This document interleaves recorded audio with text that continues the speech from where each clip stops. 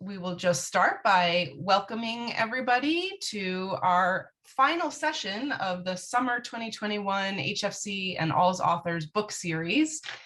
We are so pleased to have you all join us today for lunch or breakfast, or maybe even dinner, depending on where you are. But we have some great company lined up today with Loretta Veney. So just again, welcome everybody. I'm Alexandra from HFC. I'll be putting some resources in the chat. We're excited to have our conversation today. This is certainly meant to be conversational, so please feel free to put your questions in the chat function at the bottom of your screen in Zoom, or you can raise your hand, the little icon, and Marianne will certainly open it up for questions, so people can also feel free to come off mute and to ask questions. But we're really excited to continue our featured author series this summer and wrapping it up with Loretta. So thank you again for joining, and I will pass it off to Marianne from All's Authors to get started. Okay, hi everybody. Thank you so much for attending. I'm Marianne Shuko. I'm a co-founder and manager of allsauthors.com. We're the global community of authors writing about Alzheimer's and dementia from personal experience. And we welcome you to the third and final in our summer series with HFC, this time featuring Loretta Woodward Veney and her wonderful book, Being My Mom's Mom. Thank you for sharing some of your precious time with us. And I'd like to introduce you to one of the members of our management team who is with us today, Vicki Tapia. Has Vicki come in yet? Yes, yep, Vicki's here. Okay, Vicki, say hello. This event is being recorded and will be... Hello, everyone. Hi, Loretta. Hi. This event is being recorded and will be posted to our YouTube channel. So if you prefer not to be seen, please turn off your camera, and all participants are muted. If you have a question for Loretta, please write it in the chat window at the bottom of the screen, and Alex will be checking it. And we may call on you to ask the question yourself if you'd like to. Otherwise, either Alex or I will ask the question. Everyone who participates today will receive a digital copy of our first anthology, Alzheimer's and Dementia Caregiving Stories. 58 authors share their inspiring personal experiences. Check your inbox in the next week or so for that. And you will also be added to our mailing list and will receive a weekly email from us featuring our latest resource and its author and news about special events like this. And of course, you can unsubscribe at any time if you don't want to follow. Let me tell you a little bit about our guest, Loretta Woodward Veney. Loretta is a special friend to All's Authors and was one of the first authors to appear on our blog in July 2016. Her mission is moving caregivers from I give up to I've got this. She recently retired from a 35-year career in security management and corporate training and is embarking on a new full-time career as a motivational speaker and trainer for those caring for a loved one with dementia. She is also a Lego ambassador, sharing her lifelong love for the little plastic building blocks with strategies to nurture creativity, communication, and connections between those with dementia and their loved ones. In 2006, when her beloved mom, Doris, was diagnosed with dementia, she began learning everything she could about the disease and hopes to share that information so others can be better prepared than she was for this diagnosis. In 2013, that hope turned into her first book, Being My Mom's Mom, which highlights the first 6 years of the family's dementia journey. An updated version was published in December 2019 and includes a new chapter that picks up at the end of the first book until late 2019. You have to write a new book, Loretta, to talk all about COVID now. Soon after publishing Being My Mom's Mom, Loretta began receiving requests for presentations on her caregiver experience, and since that time has given more than 275 presentations and keynote addresses to audiences across the United States.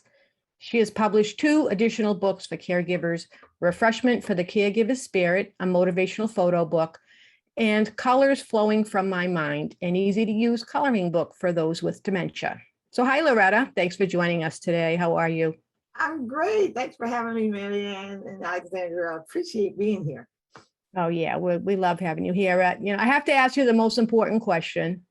Please tell us about your mother, Doris, also known as Wonder Woman. Also known as Wonder Woman. She is quite the person. I tell you, so much has happened since she was diagnosed in 2006. And, this is year 15 for us. And that's, quite the long journey, but it's been, sort of a wild ride, never a dull moment kind of thing.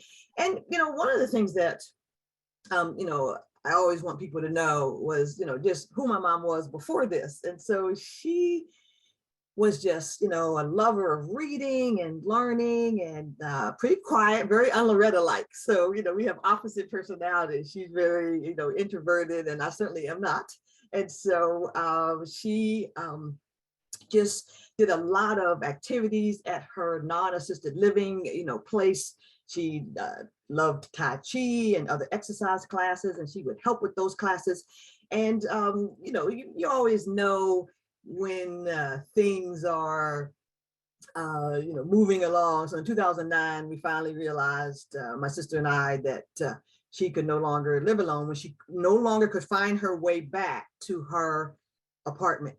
And she started doing something she had never done before. And she was, after dinner, which was on the first level, she would sit out with a lot of the other residents, which she had never done before.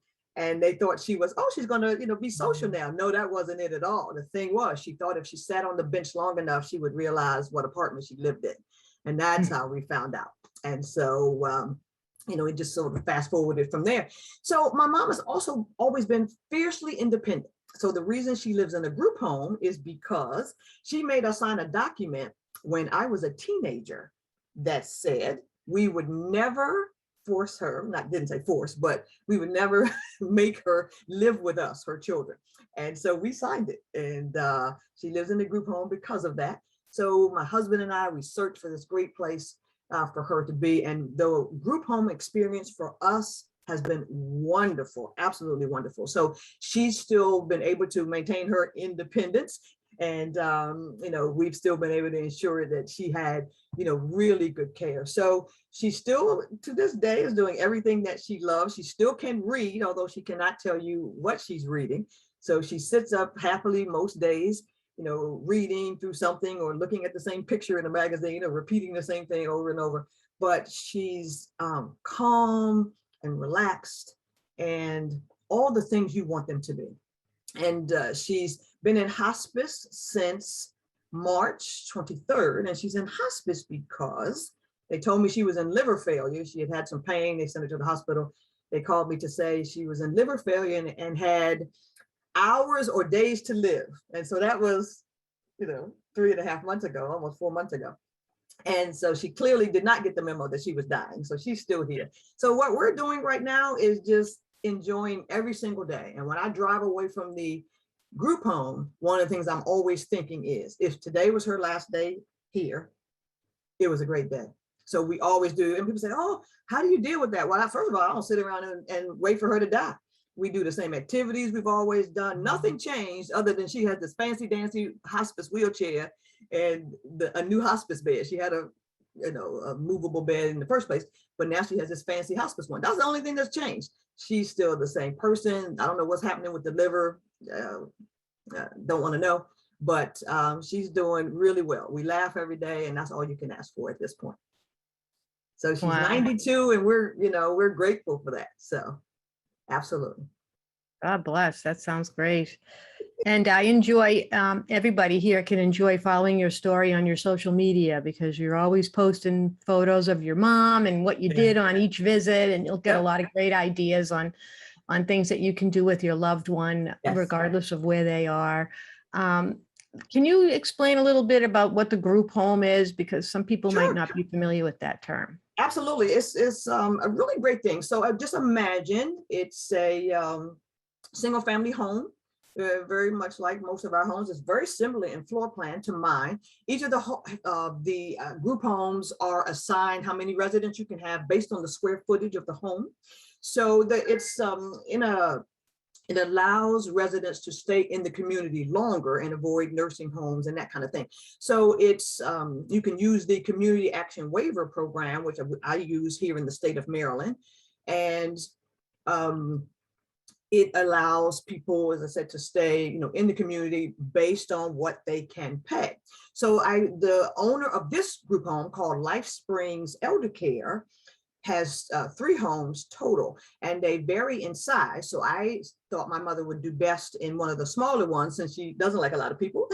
But it's cool because they sit around the table and they all eat together, all their meals and that kind of thing. And so it makes it feel like a home, rather than just, a nursing home or an institution or in a room where they're all by themselves. So they get all the people. This has a big family room and a huge kitchen and a dining room. And there's huge laundry room. There's a nursing office and other offices for the staff. Each of the residences are really huge. And of course, there's the chair lift that gets them up and down. So it's a really, really great environment. You can go anytime. Pre-COVID, you could visit anytime. No need to call first. I always say in a presentation I do call Advocating for Our Loved Ones, when people say, call before you come, that's code word for we're going to get them all cleaned up before you show up. And so I love not having to call before you go and that kind of thing. I'm always on the lookout for that. And so I just love the home environment, ringing the bell, and looking at all the other residents, all the families. I applaud the owner because she wants all the families to get to know each other. So she has these Mother's Day lunches and tea parties. And the last holiday party, of course, we had was 2019 of Christmas, but we did have a Mother's Day luncheon this year. She built a huge deck, the owner built a huge deck on the outside of the home to replace a very small patio where only one family could visit at a time. So now there are 4 different patio sets on this huge deck. And now if everybody wanted to, everybody could go at the same time, which we did for the Mother's Day luncheon too. So I think when you find these places, if you're interested in the home, in the group home environment, just really investigate, the owners, look at each of the homes and decide if that is an environment that would work well for your loved one.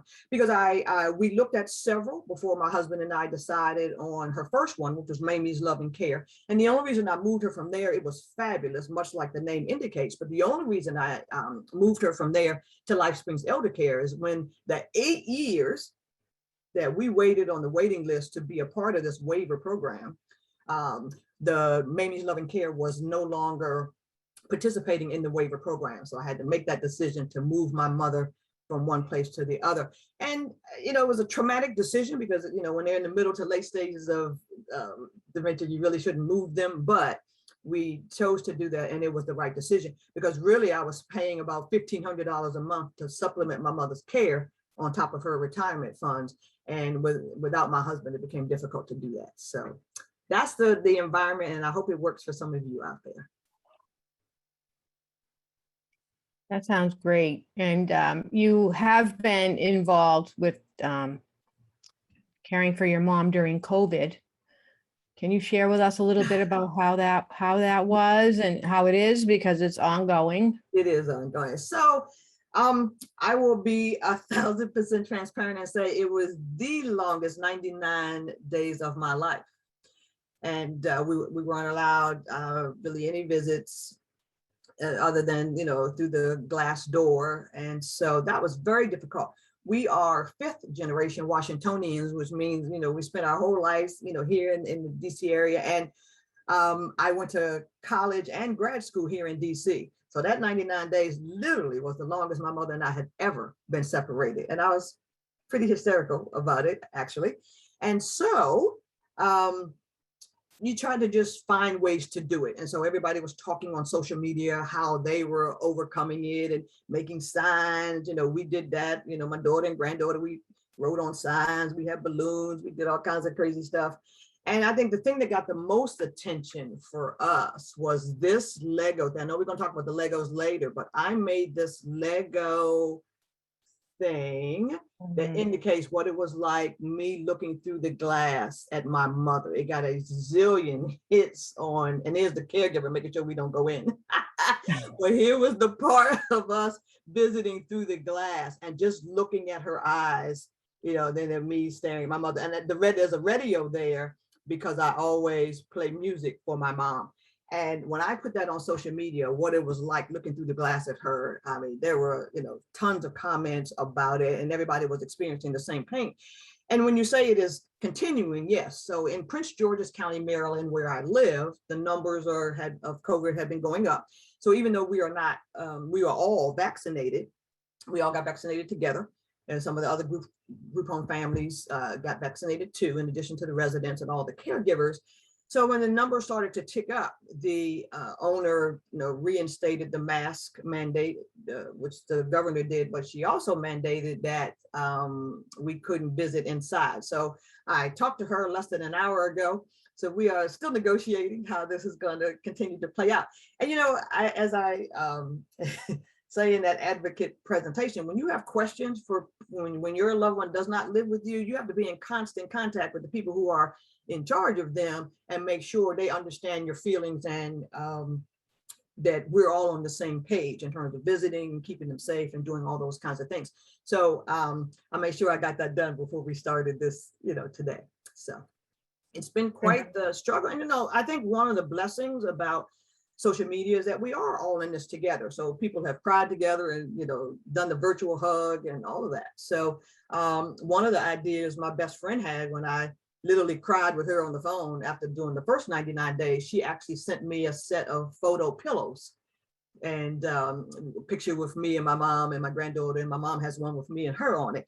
And so we just hugged that on the days that we couldn't see each other. And that pillow, my mother, if they go into my mom's room in the middle of the night, sometimes she's hugging that pillow, she's holding up to it at night. So she doesn't know who I am, but she certainly recognizes that I'm somebody familiar. So I'm hoping, just based on what she does sometimes at night, I'm hoping that the pillow, is a good replacement for me at this point. And so that's how we've primarily been dealing with it, just kind of a day by day thing. I'm sure many people here have been struggling with COVID as well. And hopefully with the vaccine, things will get better before they get worse. Yes. We can only hope. The numbers have gone up in Maryland. I think the shock of, putting the mask back on again, so really it was only like 2 or 3 weeks that, you went to the store without the mask on.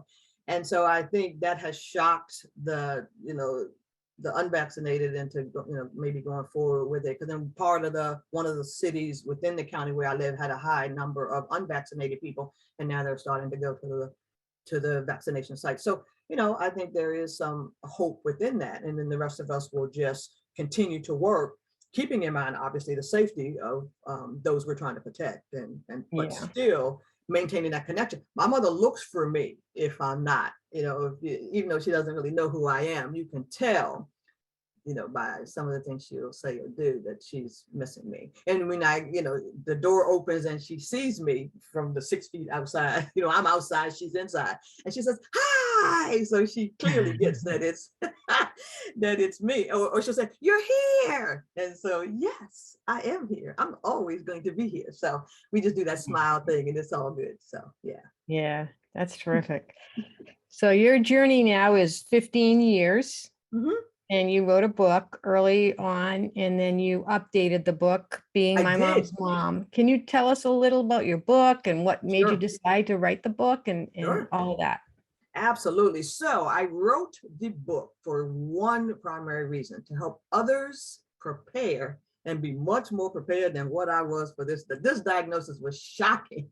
She was 77 at the time in 2006. She was just full of life and everything. So shocking. And we had done no preparation. She's the first one in our family to, have dementia. So you're like, what?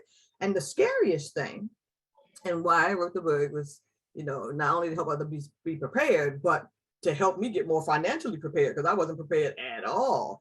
So I wrote the book because I was afraid my mother was going to outlive my money. And it's as simple as that. I couldn't think of any other way to, help her with, the cost of this care, for which, back then, you didn't have a lot of people who had long-term care. When she retired from the federal government, it was like 1974. And so, I don't even know if people knew what long-term care was back then. If there was, she certainly didn't have it. And so I wrote the book to help with that. And so when I say the fear that she would outlive the money. What I mean by that is my great grandmother lived alone until she was 101 and cooked every day and all that. And we had to fight her at 101 to move her to an assisted living. And how we got her to go was she realized there were men at the assisted living. So that's when she agreed to go. I'm like, oh my God, that was more information than you wanted about your, your grandma. But anyway, and so she lived to be 107. So Wow. even though math is not my strong suit, I know there's a whole lot of years between 77 and 107. And so, yeah, that scared me to death. And every dime in I started speaking in 2014. So every dime of the book sales and those speeches went to pay for my mother's care, because between the time in 2006, my mother still had enough money to pay for her, rent at the apartment. And so when she moved to the group home, we would take a little bit out of her account to add to her retirement check. And so at first I didn't have to add anything.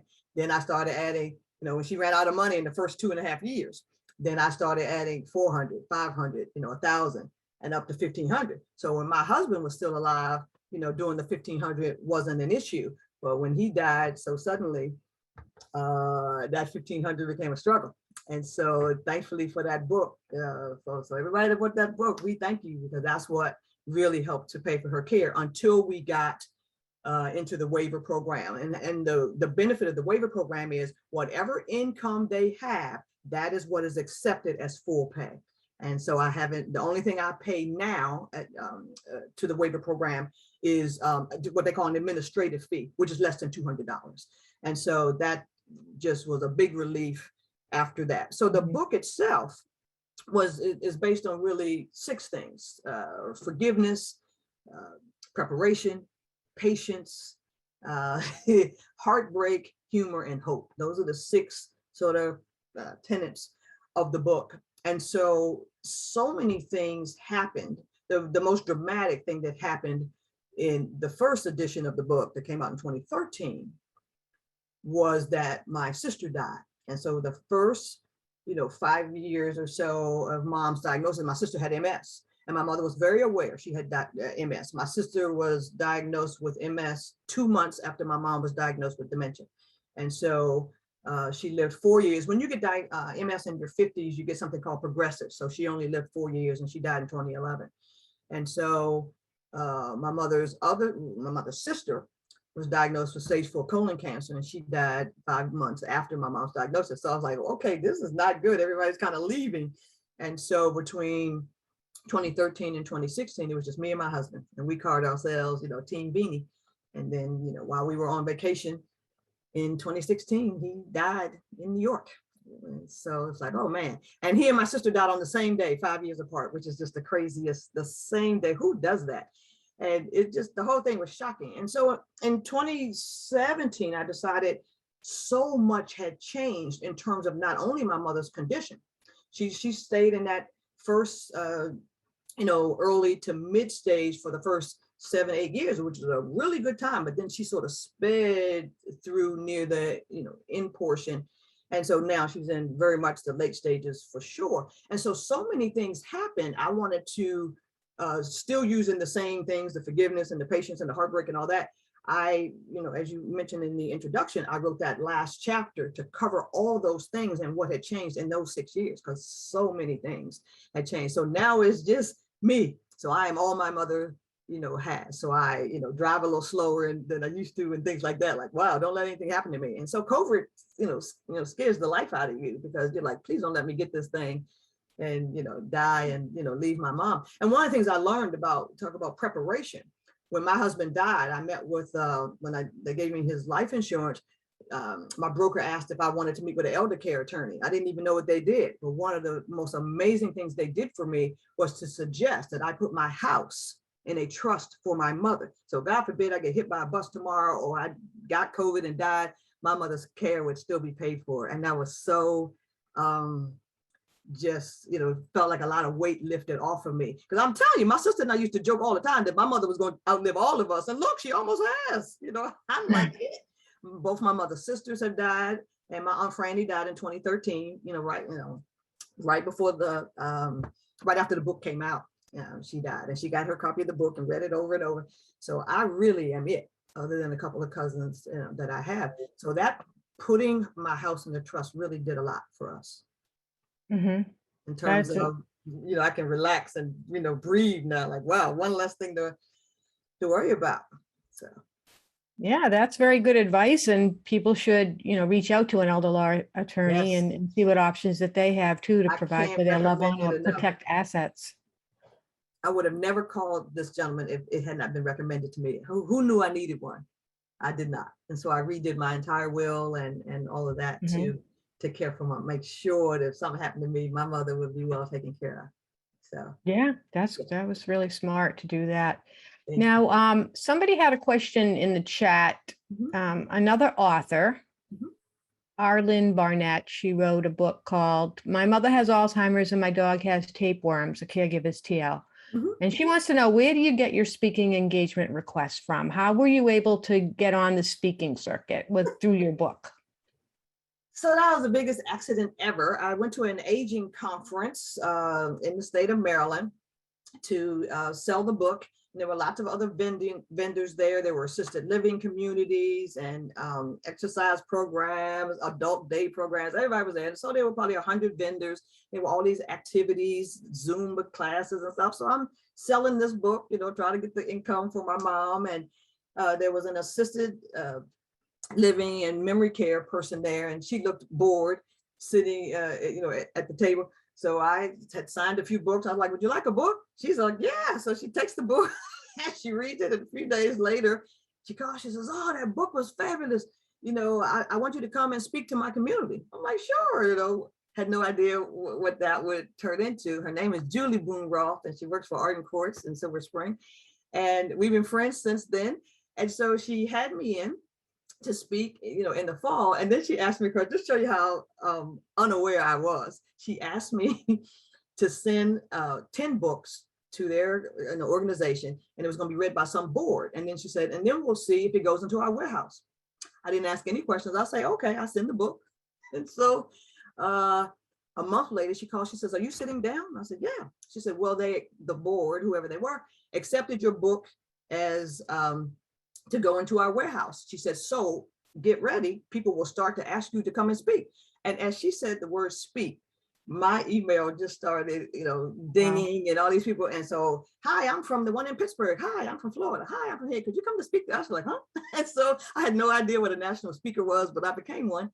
And so I now have, I'm a national speaker for 2 or 3 different assisted living and memory care facilities. So I have been traveling around the country between, like I said, 2014 when all this started and up until COVID. So 6 weeks after everything locked down, I got the last flight out of Westchester, New York on February 28th before they moved my flight up 3 hours. So they literally had to drive me from the restaurant where I was speaking to the airport so I could make my flight. I thought I was going to sightsee afterwards, but that was not happening.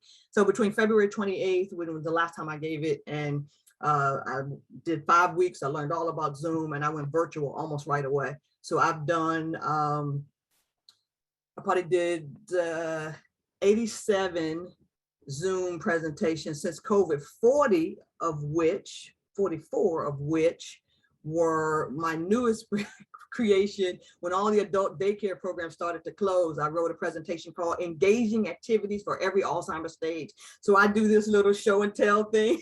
I have this whole table of activities and I demonstrate them, and people say, Loretta, help me, mom's home all day, I don't know what activities to do. So Loretta wrote that thing, and it has become, people now send me all kinds of activities to try out with my mom. So who knew this would be the thing in COVID? But that's how it started, just from me giving a woman a book at a fair, and it just went from there.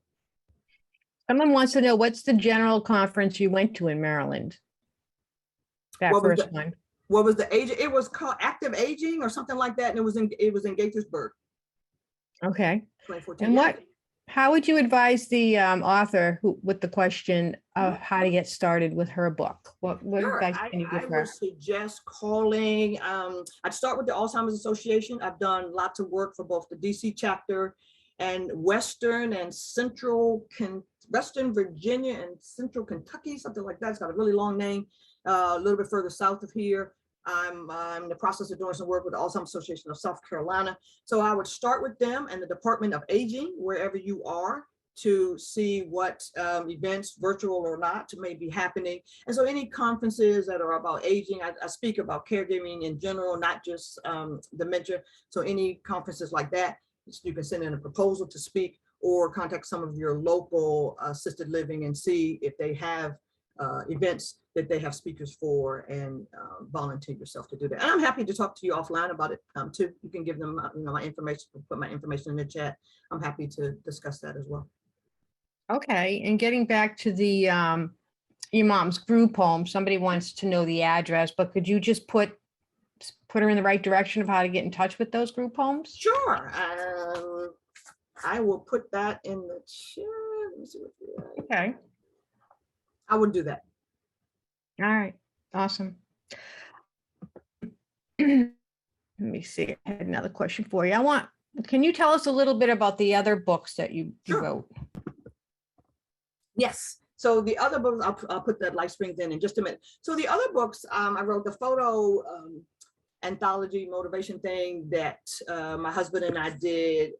It just came from all the travels that we had done, all the beautiful things that we had seen. And looking at pictures have always uplifted my spirits, always. And wherever trips we went on, my mother never really traveled a lot. We would come back and show her all the pictures and she would ooh and ah. And she says, these make me feel so great. And so I was like, I'm going to do a book just on, the photos that we've done. And then I added motivational sayings to the pictures to motivate people. And so we have, pictures from Greece and Italy and some of it. I don't know what printer this guy uses, but it's phenomenal. And that's the cover, which is Naples, Italy. My husband, I had forced him to go on this big hike, and we went downhill. So of course we had to go uphill.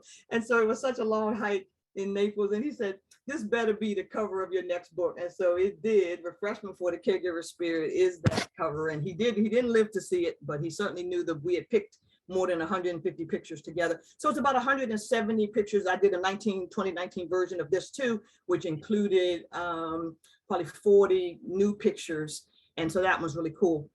I really like that one. And that one's dedicated to Tim, of course. And then the coloring book, I created because Mom got really frustrated. She's always loved to color. And she got really frustrated with the other coloring books because she could no longer stay in the lines. So I actually call it an intergenerational coloring book, because at the time my granddaughter was 6 when this came out. So she was just learning to stay in the line, and my mother was trying to be in the line. So I do a lot of work at a intergenerational program in Harrisonburg, Virginia. And so they have an intergenerational, lot of projects that they do. So I had used it with them as well. So all I really did was make, shapes, big wide spaces that Mom could color in. And I used some of her favorite sayings, and you can see how big the spaces are, that you could color in. And because this was really for her, one of the funniest things that happened is I did like 60 designs, just geometric shapes. And so I put them all out on the table, and she picked her 30 favorite that went in the book. And because she did that, I put her picture on the back of the book with mine. So one day during our outdoor visits during COVID, she sees both of us on the back of the book. She says, "What are you doing on the back of my book?" I was like, girl, you wouldn't even have a book if it wasn't for me. But in any case, I just wanted to acknowledge that she helped, do that. And it was just such a pleasure doing it with her. And she still colors. Apparently the hospice social worker visited her yesterday. She said she can still really color. So apparently they colored yesterday in the book. So yeah, I still want to focus on all the things that she can still do. That's how I survived, this disease. Is if I wrote a list of all the things she could no longer do, I'd be crazy. So I choose to just focus on all the things she can still do. And coloring is one of them. And so that's cool. And I'll type Life Springs. Let me put my glasses on so I can spell Life Springs correctly.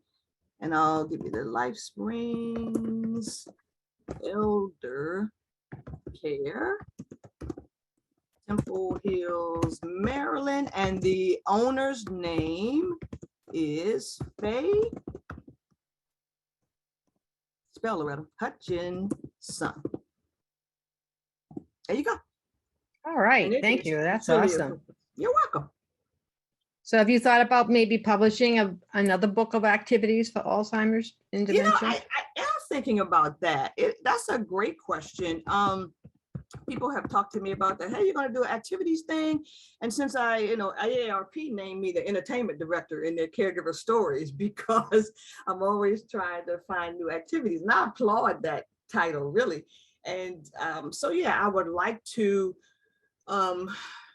publish something that gives people hope in terms of activities, because one of the things I notice in some of the support groups, that I work with is people, think that dementia diagnosis, that means all things kind of stop, but you might have to tailor some of the same activities you used to do, just do it in a different way. So like, she still colors, but now, we just made something new for her to color in. And she, still, likes to do the Legos. And so, we do that. She has her own, pack of those, and just all the other things that I have tried out, whether it's photo cards or the photo card game that's sold on a lot of sites called We See, QUISI, which is yes, yes in French and Spanish. And it's a thing to start conversations. And so, yeah, I'd like to take some of those and just show folks how to adapt from, going from the early stages to the late stages. You don't have to stop doing some of their most favorite things just because they may not be able to do it in the same way that they used to. And so that's really the message I want to get out in terms of if I do that. But several people have asked me, not if I'm going to do it, but when I'm going to do it. So I might start working on that. Now that I only have one job, I might start working on that. It's a great question. Yeah. It's a great question. Yeah. So that leads to my next question, because you recently made a very exciting announcement about your retirement and embarking on a new career. Yeah. So tell us about that. So yeah, it is exciting. So my master's degree was in forensic science. So I've always been, my last stint was I did 9.5 years at Homeland Security, and I was a trainer. I've always done mostly training and teaching for non-security people to do security work. And so I've done that I had done that for 40 years. I also teach grad school for everybody getting a master's degree in security management. So the teaching I'm still going to do online, but everything else I decided to leave behind. And so my goal for 2021 during COVID became focusing on the caregiver. And I felt the best way to do that would be to just focus on that full time. So I made it sort of the year of the caregiver. So I started doing, like I said, the engaging activities presentation, the lifting the spirit of the caregiver, which is one of the first presentations I ever put together. That became so much more popular during the end of 2020 and throughout this year. And so I think my focus will be much better now that I only have the one thing. But I have to say, I have to give USCIS, which is immigration, that was the component of DHS I work for, and I have to give them so much credit. So many of the chiefs that were in my division had a relative with Alzheimer's, so they cheered for me as I flew around the country. They let me make up time through the whole 7 years that I started speaking. They would put up on the board where I was the keynote speaker and all kinds of stuff. And when we were in the New York Times, they all ran around and get their copy signed and stood at the copy machine. I could never have been more supported as I was through that agency, being able to get out and help other caregivers, and they just could not have supported me enough. So it was sad to leave from that perspective, because you could not have asked for more, but I am thrilled to just be able to do this full time. Just absolutely thrilled. So does that mean more Lego serious play? It does mean that. So part of doing this, so Lego serious play, it is a real thing. I am a trained facilitator in that, and Alexandra has some firsthand experience with it. So it's intended to improve community. There's her Lego thing. So it's intended to improve communication and all that. It's designed for organizations, but I decided to use it for caregivers. And this year, we're also going to do some sessions with the folks with dementia themselves. So I've done some adult day programs where I've helped them build memories or just build art. It has been so much fun. I wish you could see the pictures. It is crazy good. And so this year, because last year we've been so traumatized by COVID, I've I've written courses where we have built joy and or hope. And in Alexandra's case for HFC, we did embracing caregiver challenges. So I had people build, what's your greatest challenge with this disease? And they did all kinds of stories. And then everybody shares, everybody builds, and everybody holds theirs up, just like Alexandra just did, and explains, here's my story. And then I had them build, how are you going to overcome the challenge that you built? And then they tear it apart and they build the next thing. And when people see holding in their hands what they built, and, oh, this is my story, and this is how I'm going to overcome it. One gentleman, he said he had a lot of trouble communicating, with one of his grandparents, and he then made a second model on wheels. And he said he was going to find ways to drive around the challenges. And we were all like, whoa, it was just the coolest thing ever, like, wow. And people came up with all kinds of things, how they were going to embrace it. One was a husband and wife, and he did bring his wife with dementia. And she had done all the cooking. She was a chef, but everything he built still included her. Here they were sitting at the table, and he had two little Lego people and at this table. I mean, it was phenomenal. And people get very emotional about it. And some people don't realize how much stress they've been holding. But then when they build their thing and they're holding it up, and everybody's looking, I had them build what had been stealing their joy for Hopkins, which is one of my largest partners. And then I asked them to break it apart. And one lady threw her thing that had been stealing her joy down on the table, and it broke into a zillion pieces, and she burst into tears. And she said, this is the first time I've recognized how stressed I was. And as a facilitator, I keep saying to myself, don't cry, don't cry, don't cry. But it is stunningly amazing. And so I'm thrilled that I chose to dedicate this year to the caregiver. I don't know if I had said this to Alexandra, but I learned from that experience that I cannot do 2 of those sessions in the same day because it's so emotionally draining. I'm like, I was exhausted at the end. And so Hopkins originally signed on to do 3 sessions. And after the first one, they signed for 5 more. They have 17 different support groups within the Johns Hopkins medicine system. And so it's probably one of the proudest things I've ever done. Legos had been such a huge part of my life with my mom that even in 2014, when she no longer remembered me, she remembered the Legos. So the New York Times, the Washington Post, everybody came to our house. And my mom was so oblivious when people come in. So she was doing a puzzle or something. So the New York Times photographer says, well, let me see the Legos, because my mother wasn't interacting or anything. So we get the Legos out. And all of a sudden she recognized, oh, somebody else is here. She says, oh, hello. And the man had been there like 2 hours already. Well, until you got the Legos out, she comes alive when you do it. She doesn't know me from Adam, but she knows we have fun. And when you get the Legos out, she just comes back. And I was like, well, if it had that impact on my mom, could other seniors experience that too? So I started doing at a place called Generations Crossing in Harrisonburg. Was the first time I ever did Lego Serious Play with a organization that had adult day and pre-K kindergarten. And I put those folks together and we just had this roaring session.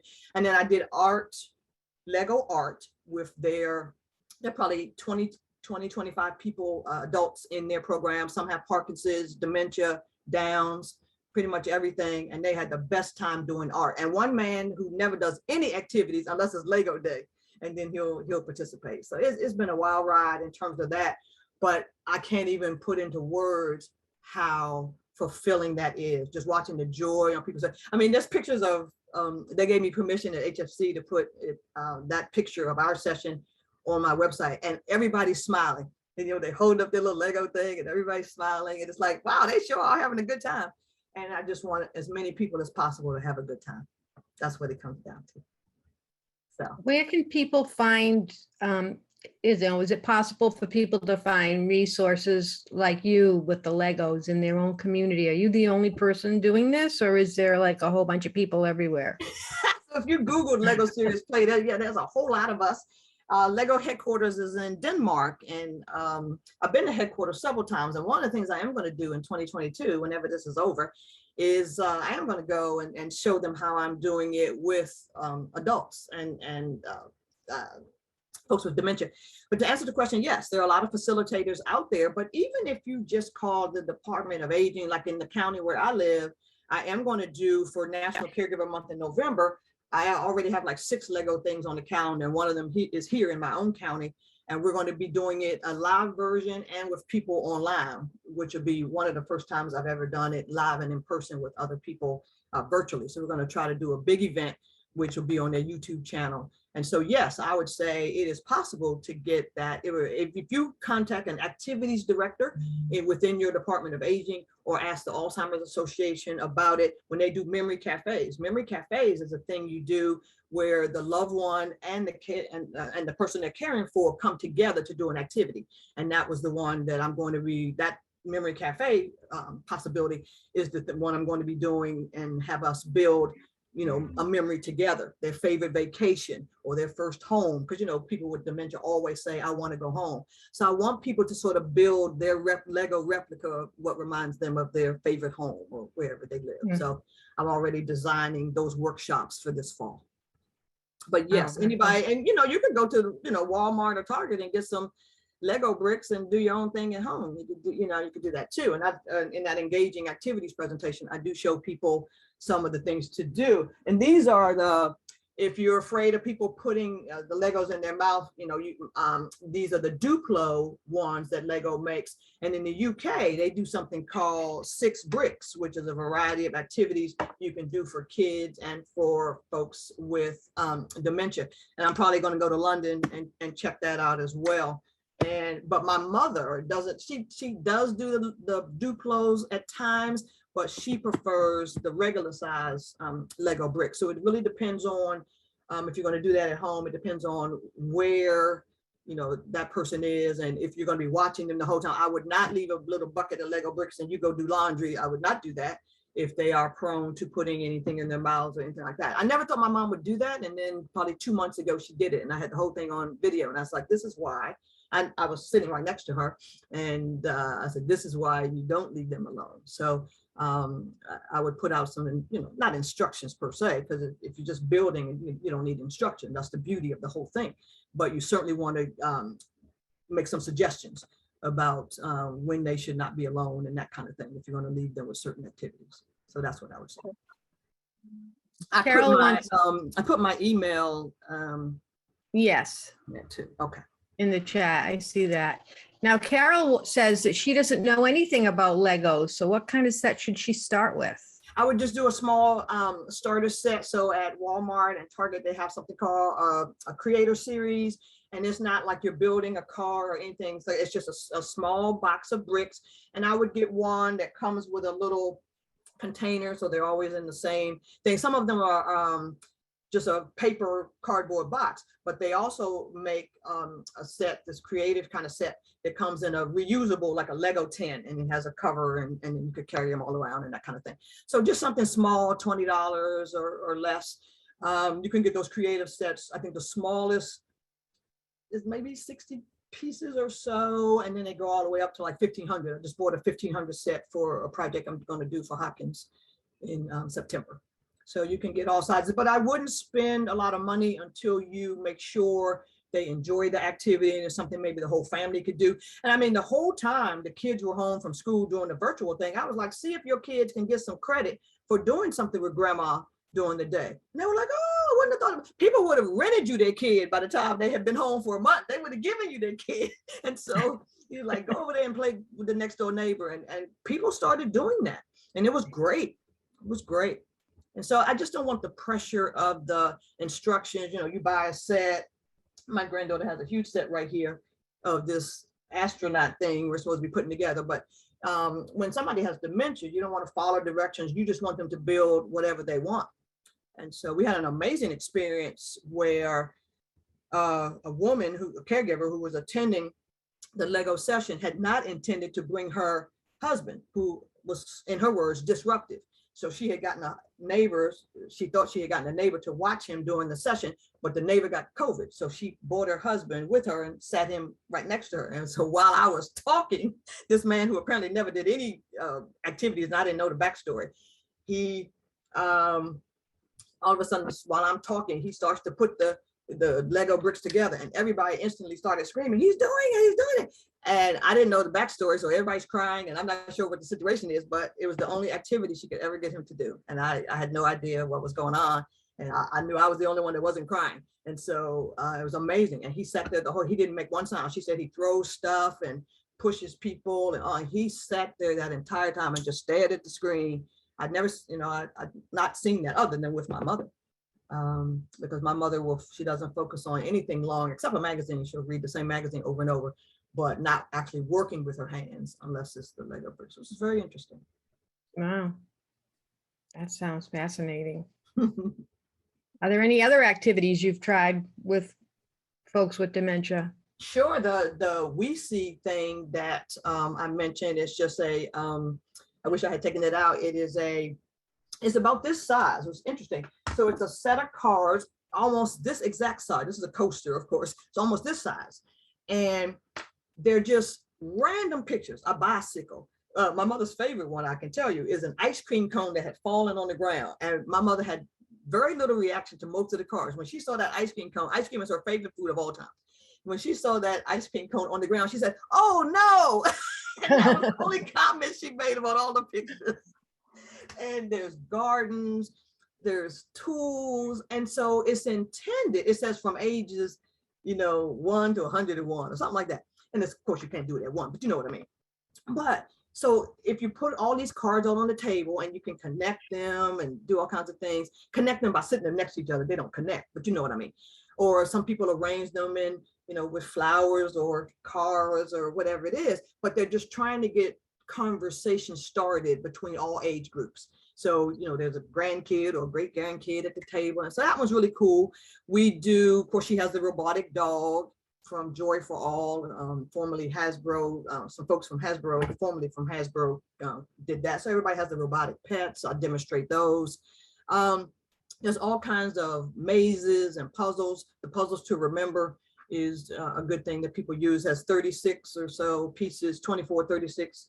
I think 40 some is as big as they go. So when people, that's what I mean about not stopping activities. If your loved one used to do these 1,000-piece puzzles, no, they can't do that now with dementia. But that doesn't mean you have to give up doing puzzles. Get one made for Alzheimer's with the big pieces and let them put it together. I had been to Paris in 2019. I bought my mom a puzzle, and this Alzheimer's type puzzle with 32 or 36 pieces. And that was her Christmas present, and had the lit up Eiffel Tower on it. And she did that one. So you don't have to stop. They can't do puzzles anymore. Why not? Just get the one that works for them. So you just keep tailoring the activities until they can no longer do it, and you're all set. All right, that's great advice too. You've given us a lot of ideas today. Thank you. Before we wrap up, I always like to ask about self-care, and I know one of your favorite self-care activities is your RV life. It is. Can you talk about that a little bit? Sure. So our original goal, my husband and I's original retirement goal, was to do something called work camping. So we had a huge RV, and my goal was to go around the country and teach Lego art to little kids and adults who were, vacationing or whatever, building their bucket lists. And that was going to be our job, living in our RV and going around the country. So when he died, I had promised him I would continue to go RVing. And we met this group of women who RV. And just by chance, my husband met these women. And he says, "Oh, well, if anything ever happens to me, you make sure Loretta keeps going camping." And 6 weeks later, he was dead. And I've been with those women ever since. And it's called RVing Women. And so that way, I'm not on the hiking trail by myself. I've been to Maine. I've been to the Great Smoky Mountains. And so so friends have jumped in and tried to help me do the bucket list that Tim and I had started. And so I'm doing that. So I have a 24-foot Class C, which is the one you drive. Her name is Joy. What else would her name be? And so I have a whole lot of Legos in there. And so my goal is still sort of kind of to go around the country speaking and then visiting national parks and things. Our goal was to see all the national parks. And so I'm speaking, I want to say in Cincinnati in the fall. And my goal is to take my RV and to speak and then go see some of the national parks around there. So I'm still going to try to, fit that in. So I'm sure I'll still make all the national parks thing. That's the goal. and we'll see if we can make that happen. But for the most part, I think the self-care for me, yes, it has always been in nature. So 3 weeks ago, I went to a park in Pennsylvania, Ricketts Glen State Park. It has 22 waterfalls, and I did a 7-mile hike through there. And if you're not rejuvenated after seeing 22 waterfalls, then I'm not sure what would work for you. But yeah, it was amazing. And so one of the other ladies from RVing Women, we went together, both in our own RVs, and we stayed 3 days. They had no internet. That's another way to have self-care. And I didn't realize they weren't going to have internet. So when we got there, we had to drive down the mountain to talk to some people like, oh, I'm not, don't y'all be looking for me. I'm not missing. I'm just not going to have internet. So it's probably the longest I've ever been off social media. Everybody's like, where's Loretta? She's got some waterfall somewhere. Really funny. So yeah. Yeah, well, you posted some great pictures on Those Facebook. pictures were amazing. People like, that's why I put Yeah. my little face in there so people would know I hiked every bit of that 7.2 miles to see those 22 waterfalls. I'm like, okay, I'm 60 some, you know, this is crazy, but it was awesome. It was awesome. Yeah. That is clearly self-care. And the biggest thing is my mom has a frame called Skylight, which is a frame that has its own internet address, and you email the pictures right through it. So sometimes when I'm in Paris or wherever I am, I always email my mom some cool pictures that'll go right to her screen. The caregiver doesn't have to do anything. I hate adding to people's job. I don't like telling the caregivers to do something for my mother. So that's why I got that frame, and I can send her whatever pictures I want to. And she's on the trip with us. So yeah. That is a great idea. The cool thing, yeah, I saw it on the Today Show. And Yeah. you don't have to put remember in the old days, we had to put a card in the frame to show the pictures. You remember that? Yeah. Put a Yeah. little, now you just email it right to the thing, and she can see it, everything I'm doing. That's great. That's awesome. Now, somebody's asking for your email address, which you had already put in the chat notes, but if you can say And that it's- again. Yeah, I will. And it's really easy. So it's my initials, LW Veney, and then my last name. And I'll even give you my phone number. How that engaging activities thing got started in the first place was I give out my cell phone number at every presentation, and people say, you're crazy for doing that.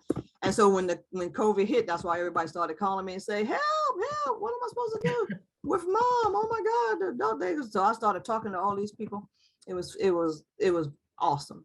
So there's my phone number, and hold on. There you go. It's my phone number and my email, and my website is very easy. It's just lorettaveney.com.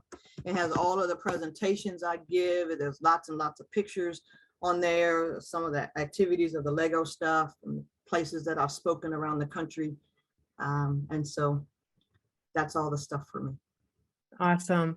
And there's one final question here from Susan. She says, I can't really figure out what my mother-in-law used to like to do. What do I do now? Okay. She liked to cook, but that is hard. Okay, so what I would do, that is a great question. So what I would do is try some things without buying stuff. So I would suggest seeing what old games you or the neighbors have around the house, board games, dominoes. So dominoes, I discovered for my mom. My mom cannot play dominoes by any stretch of the imagination. However, the dominoes of today have bright colors, and my mother was putting the colors together, red and blue. And so I didn't buy anything at first. My next door neighbors are huge fans of dominoes, and so I borrowed some. So borrow some stuff and try out different things without buying them. And one of the things I knew about my mom was, she loved all the old movies. So turn on AMC and let them watch some things. Maybe they can hum along with some of the songs. I bought every musical for my mother, known to man. She was sure she was going to marry Yul Brynner from The King and I, but that didn't work out, of course. So he's dead, but okay.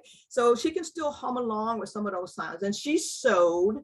So there are some of those magnetized kind of things that simulate sort of sewing and carpentry and things. I do a lot of the stress ball things. This one I had made for me with the little Lego bricks. Of course, you can do some of those things. I did a lot of fidget toys for my mom, so that even though she still can't build everything she used to, I made these, the folks with dementia love bright colors, so I made these fidget toys and glued it together.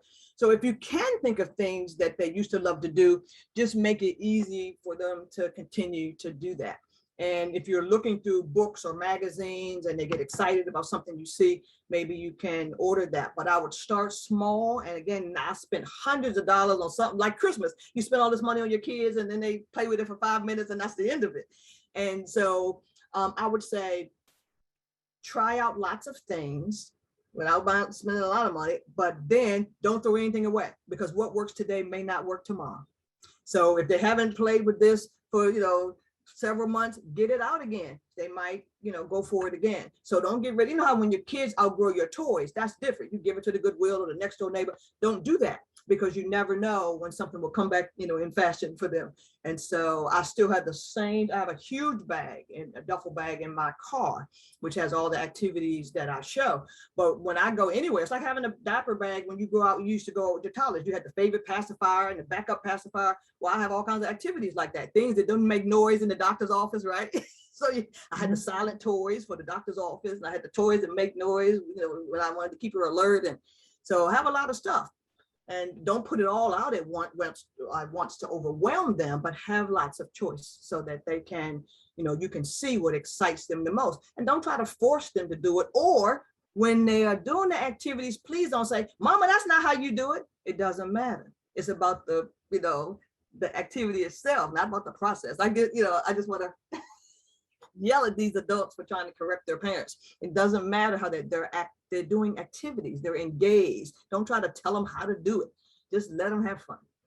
And that's the greatest advice I can give you. That's awesome. Well, thank you so much. It was You're lovely to welcome. see you today, and Great to to have see you you. share your story with us. Thanks, Loretta. Thank you so much. Thank you all. Thank Take you. The care. program is recorded. It'll be up as a podcast on the Al's Authors website in a few weeks, and also on our YouTube channel, so you can watch it again or share it Yay. with others. Thank Thanks so you much, all. everybody. Have Have a great day. Everyone. Bye. Bye. Bye-bye.